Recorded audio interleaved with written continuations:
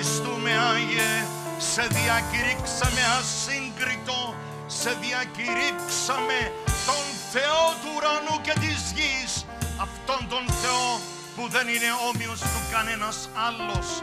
Θέλουμε να σε ευχαριστήσουμε για την αιώνια ζωή. Θέλουμε να σε ευχαριστήσουμε για αυτή τη βραδιά που βρισκόμαστε εδώ για να πούμε ένα μεγάλο ευχαριστώ Κύριε Ιησού για την θυσία Σου για μένα, να γνωρίσουμε ποιος είσαι, τι ήρθες να κάνεις, τι έκανες πάνω στο σταυρό. Θέλουμε να γνωρίσουμε εσένα τον Άγιον Θεό. Η μετάφραση θα γίνει από μέσα.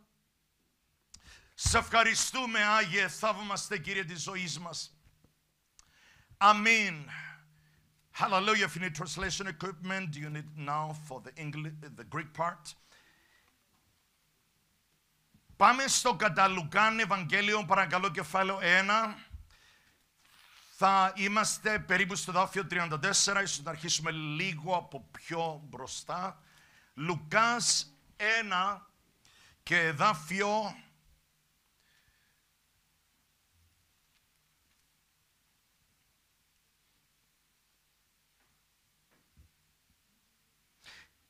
26. Εν δε το μηνύ το έκτο verse 26, Luke 1:26. Εν δε το μηνύ το έκτο απεστάλλει ο άγγελος Γαβριήλ υπό του Θεού εις πόλην της Γαλιλαίας, ονομαζομένην Ναζαρέτ, προς Παρθένων ηραβωνισμένη με άντρα ονομαζόμενον Ιωσήφ εξ οίκου Δαβίδ, και το όνομα της Παρθένου Μαριάμ. Και εισελθών ο άγγελος προς αυτήν είπε: χαίρε και χαριτωμένη ο Κύριος με τα σου ευλογημένη σίαν γυναιξή. Εκείνη δε ειδούσα, verse 29, εκείνη δε ειδούσα διατανάχθη δια των λόγων αυτού και διαλογίζεται, ο οποίος τάχα ήτο ο ασπασμός ούτος, και είπεν ο άγγελος προς αυτήν: μη φοβού Μαριάμ, διότι ευρεσχάριν παρά το Θεό, και ειδού θέλεις συλλάβει εν γαστρή και θέλεις γεννήσει Υιόν και θέλεις καλέσει το όνομα αυτού Ιησούν, ούτως θέλει είστε μέγας και Υιός υψίστου του θέλει ονομαστεί, και θέλει δώσεις αυτόν ο Κύριος των θρόνων Δαβίδ του πατρός αυτού, και θέλει βασιλεύσει επί των οίκων του Ιακώβ εις τους αιώνας, και της βασιλείας αυτού δεν θέλει είστε τέλος. Είπε δε η Μαριάμ προς τον άγγελον: πώς θέλει είστε, verse 34, πώς θέλει είστε τούτο, επειδή άντρα δεν γνωρίζω. Και απεκρίθη ο άγγελος και είπε προς αυτήν: πνεύμα Άγιον θέλει επέλθει επί σε, και δύναμις του υψίστου θέλει σε επισκιάσει δια τούτο, και το γεννόμενον εξού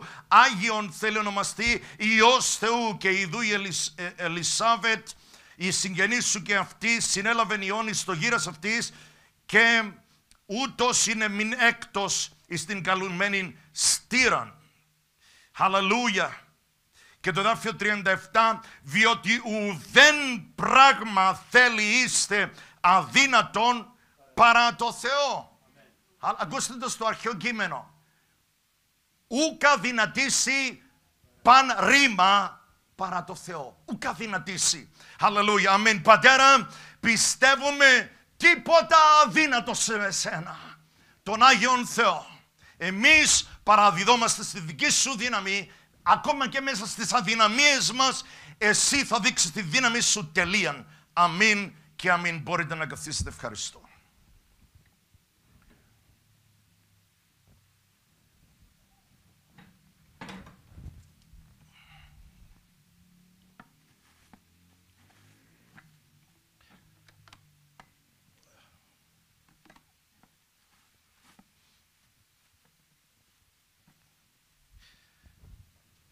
Δόξα στον Κύριο της ζωής μας. Αμήν. Σήμερα το μήνυμα είναι εμπνευσμένο από μια ερώτηση. Αγαπητοί αδερφείς που είναι και εδώ. Και ξέρετε πόσο ευχαριστώ τον Κύριο να μπορούμε να μας δίνεται η πρόκληση να μπούμε πιο βαθιά στο Λόγο του Θεού, γιατί αυτό που βγήκε από αυτή την ερώτηση είναι ολόκληρη μελέτη και θα την ακούσετε σε μια στιγμή. Καταρχήν, πρόκειται για την έκφραση που είπα την Κυριακή, ότι το αίμα έρχεται από τον πατέρα και όχι τη μητέρα, η διόρθωση είναι ότι αυτό δεν πρέπει να γενικεύεται όπως το είχα κάνει προς δικό μου λάθος, αλλά αυτό έχει μόνο εφαρμογή, θεολογική εφαρμογή, όχι βιολογική. Η ερώτηση ήταν, η μητέρα δεν παίζει ρόλο στο αίμα του μωρού, δεν θέλω να πω εμβρίου, γιατί δεν είναι απλά έμβριο, είναι ολοκληρωμένη ψυχή, αλλά στο μωρό δεν έχει τίποτα να κάνει το αίμα της μητέρας. Και επειδή δεν γνωρίζω, είπα ότι θα το μελετήσω και θα δω, διότι και σε μένα υπήρχε αυτή η απορία και καλά κάνουμε να μην επαναλαμβάνουμε αυτά που ακούμε από άλλους. Ξέρετε, μας δίνεται ευκαιρία να τα διορθώσουμε και να τα αναλύσουμε. Άρα λοιπόν δεν έχει βιολογική εφαρμογή, η γενετική εφαρμογή, αλλά μόνο χριστολογική, αυστηρά χριστολογική. Έχει να κάνει μόνο με τον Κύριον Ιησούν Χριστόν. Και θα σας δώσω τις πληροφορίες που βρήκα. Οι πληροφορίες καταρχήν είναι, μιλούν, θα σας πω ακριβώς, γενικά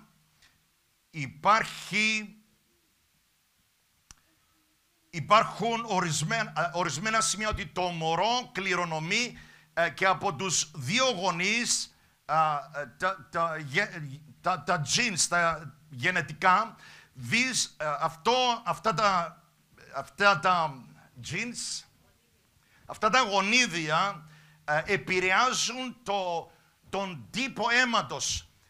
Και έτσι μπορεί το μωρό να έχει το ίδιο ρέζους και την ομάδα αίματος που έχει ο πατέρας ή η μητέρα, ή ακόμα και κάτι που δεν έχει ο πατέρας και η μητέρα, μια ξεχωριστή ομάδα, διότι το αίμα του, αυτά είναι που μεταξύ μπορεί, είπα και πάλι, δεν είμαι ο ειδικός, θα ψάξω αν χρειαστεί, αλλά αυτές τις πληροφορίες βρήκα, ότι τα γονίδια επηρεάζουν του πατέρα και της μητέρας και τα δύο το παιδάκι, αλλά υπάρχει κάτι που λέγεται fetal hematopoiesis, που είναι από την ελληνική έκφραση η ανάπτυξη του αίματος στο έμβριο, στο μωρό.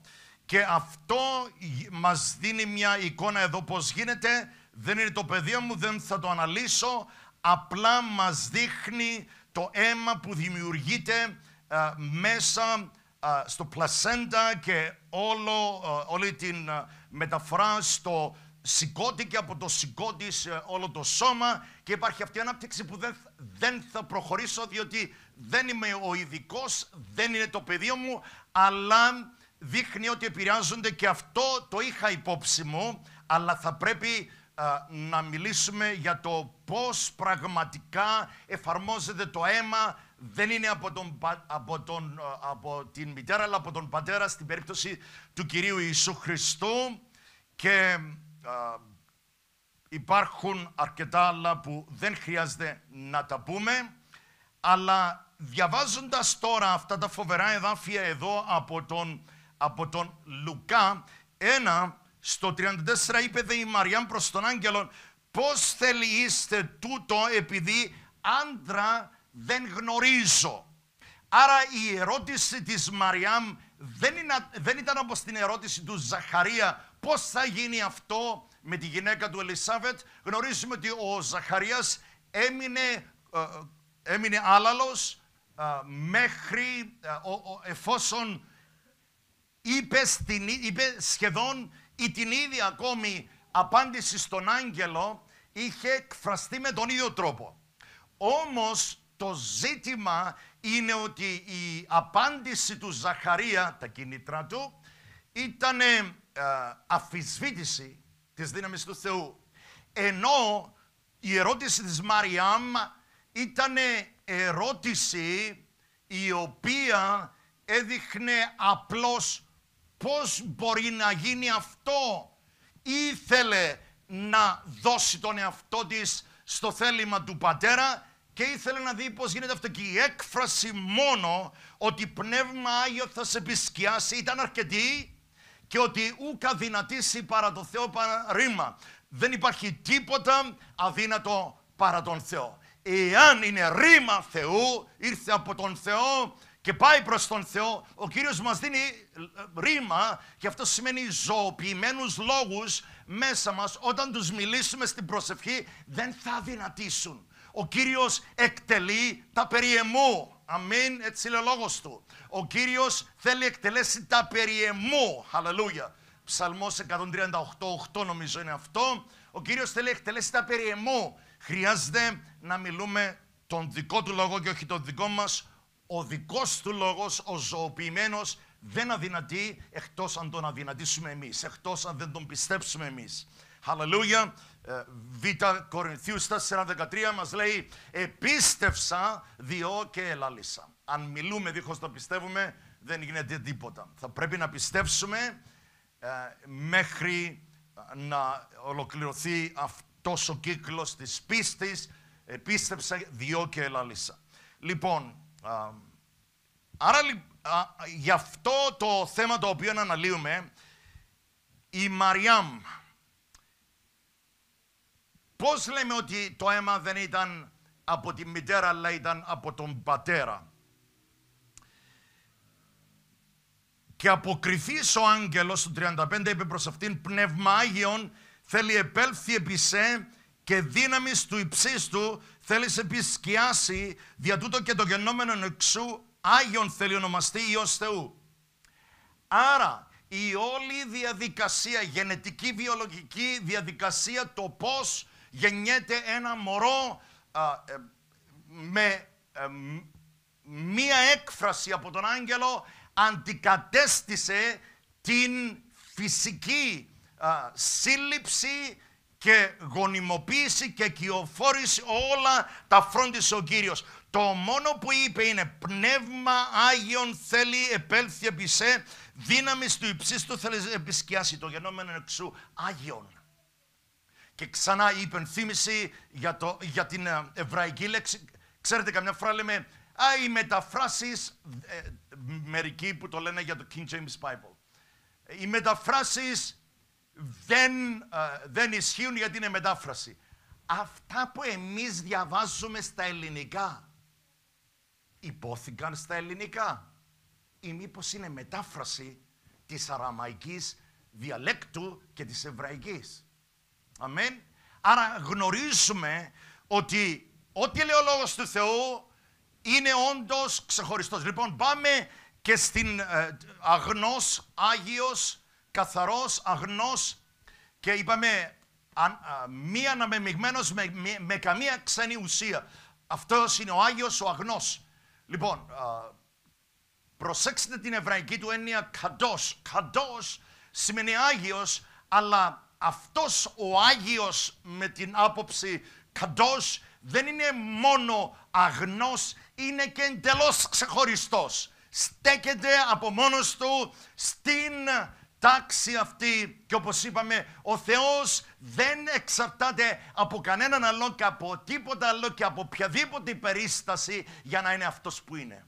Στέκεται από μόνος του σαν Θεός. Εν αυτό ζώμεν και κινούμεθα και υπάρχομεν ή εσμέν. Έχουμε το being μας. Hallelujah. Διακηρύττουμε το ποιοι είμαστε με το definition του ουρανού, με τον ορισμό του ουρανού. Hallelujah. Άρα λοιπόν προσέξτε τώρα, υπάρχει μία λεπτή γραμμή για να δούμε το έργο του Θεού και το έργο του ανθρώπου. Στον Σταυρό, σαν αναγεννημένοι πιστοί, evangelical Christians, σαν ευαγγελικών αρχών χριστιανοί που πιστεύουμε στα ουσιώδη της βίβλου και ότι είναι μόνο δια της βίβλου, δια της χάριτος, δια της πίστεως, δια του Ιησού Χριστού, για τη δόξα του Θεού, όλα αυτά μας δείχνουν ότι στο Σταυρό υπήρχε έργο τετελεσμένο. Κανένας άνθρωπος δεν πρόσθεσε και κανένας δεν δικαιούται να αφαιρέσει. Ο Σταυρός και το έργο του Κυρίου Ιησού πάνω στο Σταυρό είναι αρκετός, για να μας σώσει. Είναι αρκετή η θυσία του Κυρίου Ιησού Χριστού, άξιον των αρνίων των σφαγμένων από καταβολής κόσμου, να μας καθαρίσει από κάθε αμαρτία.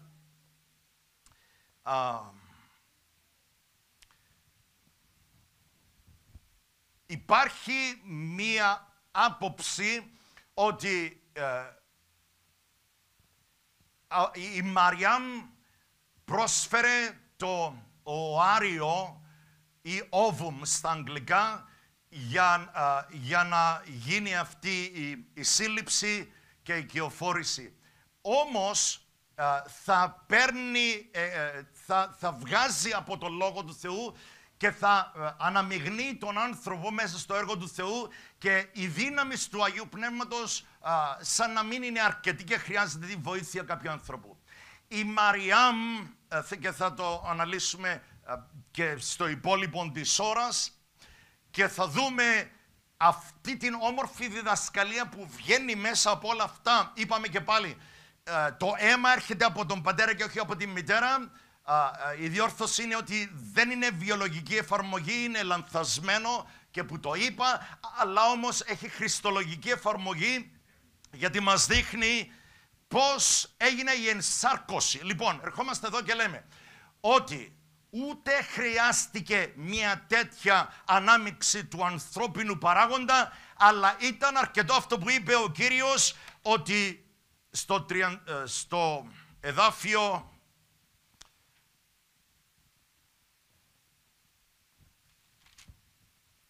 στο εδάφιο 35 είπε ο άγγελος προς αυτήν, πνεύμα Άγιον θέλει επέλθει επί σε, και δύναμις του υψίστου θέλει σε επισκιάσει, δια τούτο και το γεννόμενον εξού θέλει ονομαστεί Υιός Θεού. Το πνεύμα το Άγιο θα σε επισκιάσει και η δύναμη του Κυρίου θα σε επισκιάσει, και το πνεύμα το Άγιο θέλει επέλθει επί σε. Τίποτα άλλο. Δηλαδή η Μαριάμ έδειξε διάθεση να κάνει το θέλημα του πατέρα, παρέδωσε τον εαυτό της και είπε το θέλημα ιδού η δούλη του Κυρίου, στο εδάφιο 38, και είπε δε η Μαριάμ, ιδού η δούλη του Κυρίου, γέννητο εις εμέ κατά τον λόγο σου, και ανεχώρησε από αυτής ο άγγελος. Δεν λιδόρισε το μήνυμα του αγγέλου, διότι ο άγγελος αντιπροσωπεύει τον Θεό, δεν λέει δικά του λόγια, μεταφέρει το μήνυμα του Θεού. Ο Ζαχαρίας το αφέβαλε, η Μαριάμ είχε μια απορία, αλλά πώς ξέρετε μπορούμε να συνεχίσουμε με απορία στην διάνοια μας, αλλά με πλήρη πίστη στην καρδιά μας, γιατί γνωρίζουμε ότι έχουμε πόρο. Η πηγή μας είναι ο Κύριος. Αμήν. Λοιπόν, έχω κοιτάξει σε διαφορετικά μέρη, το έχω κάνει double check, triple check, και έχω χρησιμοποιήσει, αν με ρωτήσετε ποιο commentary συνιστώ, αυτό είναι του Adam Clark's commentary, Adam Clark. Είναι, πιστεύω, το καλύτερο, διότι έχει πλήρη εφαρμογή σε αυτά που πιστεύουμε. Matthew Henry είναι ακόμα ένα καλό και πολύ γνωστό, και προσέξτε σε αυτά τα... Άρα έχουμε το John Gill, και υπάρχουν Fawcett, υπάρχουν διάφοροι άλλοι πολλοί, αλλά έχω πάρει τα καλύτερα, πιστεύω, και όλοι δείχνουν ότι η πίστη σε αυτό το απόσπασμα και ο διάλογος μεταξύ Μαριάμ και Αγγέλου δείχνουν ότι αυτό ήταν ένα υπερφυσικό έργο που το έκανε ο Θεός μόνο. Η κοπέλα αυτή, η αγνή κοπέλα, το αγνό σκεύος, είχε φιλοξενήσει αυτό που ονομάζουμε εμείς ο Μεσσίας, ο Χριστός Ιησούς, η ενανθρώπιση. Ο Θεός έγινε άνθρωπος, και θα εξηγήσουμε πάλι ακόμα ένα λεπτό σημείο που για μένα ήταν τόσο δυνατό. Τι να σας πω, ήταν το κάτι άλλο. Θα το δούμε σε λίγο. Άρα λοιπόν, Matthew Henry, Adam Clark, εδώ μπορούμε να μιλήσουμε με κάποια σιγουριά, γιατί είναι το πεδίο μας, είναι ο τομέας μας.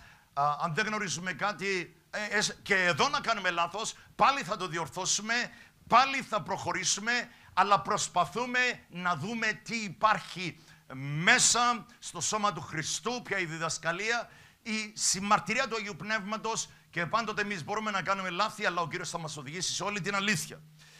Λοιπόν, άρα πιστεύουμε ότι δεν χρειάστηκε η βοήθεια ούτε η ανάμειξη του γυναικείου ουαρίου με το έργο που έκανε ο Κύριος.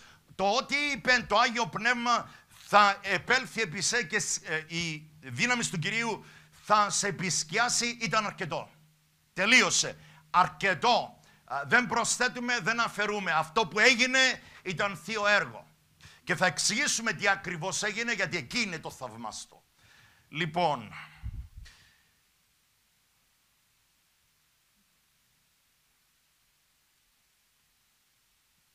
1 Τιμοθέου 3:16.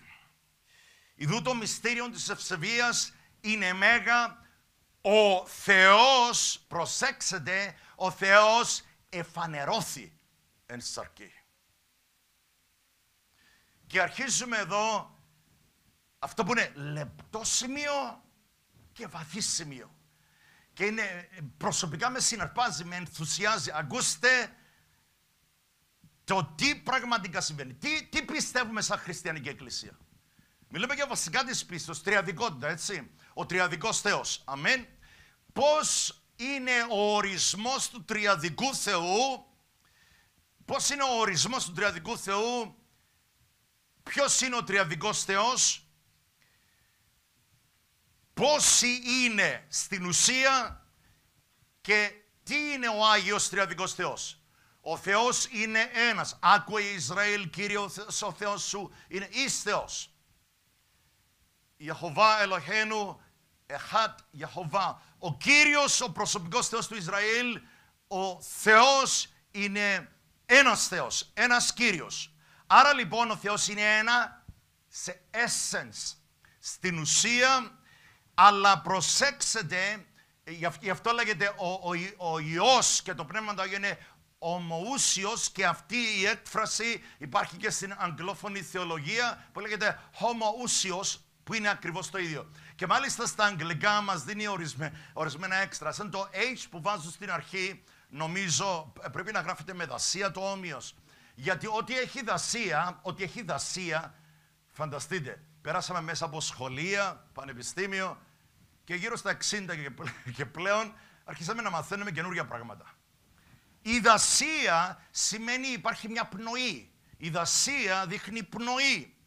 Η ψηλή δεν σημαίνει τίποτα. Η ψηλή σημαίνει δεν υπάρχει δασία, δεν υπάρχει πνοή. Άρα δεν χρειάζεται να βάλεις αυτό το hey, το ελαφρύ hey, για να μπροστά στη λέξη. Άρα ξέρουμε πώς γράφεται και δεν είναι αυτό το σημείο, αλλά είναι ότι ο Θεός είναι ομοούσιος. Ένα στην ουσία, αλλά τρία σε τι. Τρεις σε πρόσωπα. Ο Θεός είναι τρεις σε πρόσωπα. Αμήν. Είναι ο Πατέρας, είναι ο Υιός, είναι το Πνεύμα το Άγιο. Είναι ο Άγιος. Τώρα αυτό είναι το βάθος, προσέξτε. Λέμε ο Κύριος Ιησούς Χριστός είναι 100% Θεός, συμφωνούμε. Και 100% άνθρωπος. Και πάλι συμφωνούμε, αλλά όχι με την έννοια ότι ο Κύριος Ιησούς είναι ένας άνθρωπος ακόμη. Δεν έγινε ακόμα ένας άνθρωπος, είναι ο Θεός που εφανερώθη εν σαρκή. Η τριαδικότητα είναι πάντα τριαδικότητα. Δεν είναι ούτε 4, ούτε είναι 3-4 και πίσω στο 3 και πάλι στο 2 και στο 3. Δεν γίνεται αυτό. Ο Θεός δεν σταματάει, ξαναξεκινάει, σταματάει να υπάρχει, αρχίζει να υπάρχει. Το βλέπετε, εδώ φεύγει όλη η σύγχυση. Υπάρχει η ερώτηση. Όταν ο Κύριος Ιησούς γεννήθηκε, το μωρό μέσα στη φάτνη που γεννήθηκε, που μιλάνε για τη Βιθλεέμ, και τα αστέρια και ούτω καθεξής. Αυτό το αβοήθητο μωρό, και εννοείται αβοήθητο, χρειάζεται τη βοήθεια της μητέρας, την πατρική στοργή, της οικογένειας. Χρειάζεται να φάει, χρειάζεται να μεγαλώσει, χρειάζεται φροντίδα. Αυτός ήταν ο Κύριος Ιησούς σαν άνθρωπος. Αλλά την ίδια στιγμή δεν σταμάτησε να είναι ο Θεός που έλεγχε το σύμπαν. Ο Θεός δεν σταμάτησε να υπάρχει, και πολύ θα ήθελα να μελετήσουμε τους Φιλιππισίους και ίσως να το κάνουμε έστω και γρήγορα, αλλά θέλω να δούμε το λεπτό αυτό σημείο. Τώρα, ξανά, στη θεολογία ο Θεός ορίζεται σαν ένας στην ουσία, αλλά τρεις σε πρόσωπα, ή αλλιώς τρεις σε υποστάσεις. Είναι ο τρισυπόστατος. Three hypostasis. Αμήν. Βλέπουμε τον Θεό να εκφράζεται μέσα από αυτά τα τρία πρόσωπα. Αλλά ένας Θεός. Αυτό είναι το μυστήριο. Στην τριαδικότητα έχουμε ένα Θεό σε ουσία και τρεις σε πρόσωπα. Στην Χριστολογία, που είναι η μελέτη της φύσης του Χριστού, στη Χριστολογία έχουμε ένα πρόσωπο και δύο φύσεις. Άρα, μπορούμε να πούμε ότι ο Κύριος Ιησούς ήτανε Θεός. Και είναι πάντα Θεός, γιατί ο Θεός δεν έχει χρόνους. Αμέν, χρόνους γραμματικής εννοώ. Βλέπετε ότι ο Κύριος Ιησούς δεν ήταν μια καινούρια ανθρώπινη ύπαρξη. Εάν πούμε ο Ιησούς, ο Κύριος, είναι Θεός, αμήν. Αλλά ο Ιησούς είναι άνθρωπος, δεν στέκει από μόνο του. Τι λένε, είναι human person? Όχι, όχι, όχι, όχι. Είναι ένα πρόσωπο και αυτό το πρόσωπο είναι ο αιώνιος Θεός.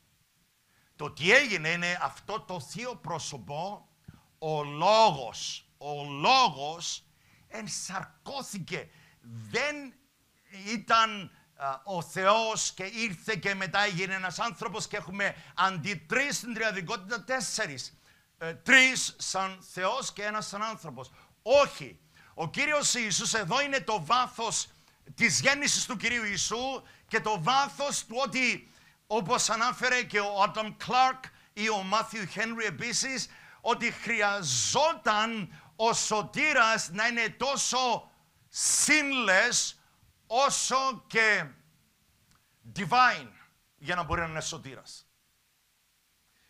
Ο Κύριος σωτήρας Θεός θα έπρεπε να είναι τόσο αναμάρτητος, μη επηρεασμένος ούτε από την, πώς λέμε, το original sin, την αμαρτία των πρωτόπλαστων, πώς τη λέμε, προπατορικό αμάρτημα που λένε, αυτό λέγεται στα αγγλικά original sin. Δεν υπήρχε τίποτα πάνω στον Κύριο Ιησούν που να ήταν κοιλίδα της προπατορικής αμαρτίας. Ο άνθρωπος, οποιοσδήποτε άνθρωπος γεννιέται με την φύση της αμαρτίας. Γεννιέται κληρονόμαντος. Προσέξτε, ο Ιεζεκιήλ 3, κεφάλαιο 3, κεφάλαιο 18 και μετά είναι γύρω στο 30, είναι 3 φορές ξεκάθαρα που αναλύει τα παιδιά δεν θα πεθάνουν για τις αμαρτίες των γονέων, ούτε οι γονείς για τις αμαρτίες των τέκνων, αλλά ο καθένας θα πεθάνει για τη δική του αμαρτία, διότι δεν θεωρείται υπεύθυνο το παιδί, το μωρό, για το προπατορικό αμάρτημα, απλά συμπεριφέρεται έτσι λόγω του προπατορικού αμαρτήματος, λόγω της αμαρτωλής φύσης. Getting interesting. Θα πάμε τώρα στο αγγλικό μέρος. Για μετάφραση παρακαλώ θα σας δώσουν όπως πάντοτε οι διάκονοι.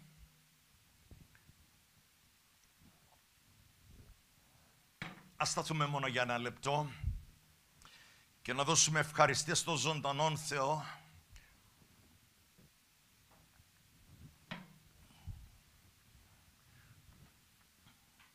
Είμαστε εδώ για να σου πούμε, Κύριε, είναι τόσο μεγάλη η αγάπη σου προς εμάς, τόσο βάθος, πλάτος, μήκος, ύψος, που δεν μπορούμε να κατανοήσουμε το πώς εσύ ο ζωντανός αιώνιος, αυθαρτός, αείλος Θεός, πήρες ανθρώπινη φύση για να μπορέσεις να μας απαλλάξεις από την αμαρτία μας και από την τάση και τη ροπή της αμαρτίας και της αμαρτωλής φύσης.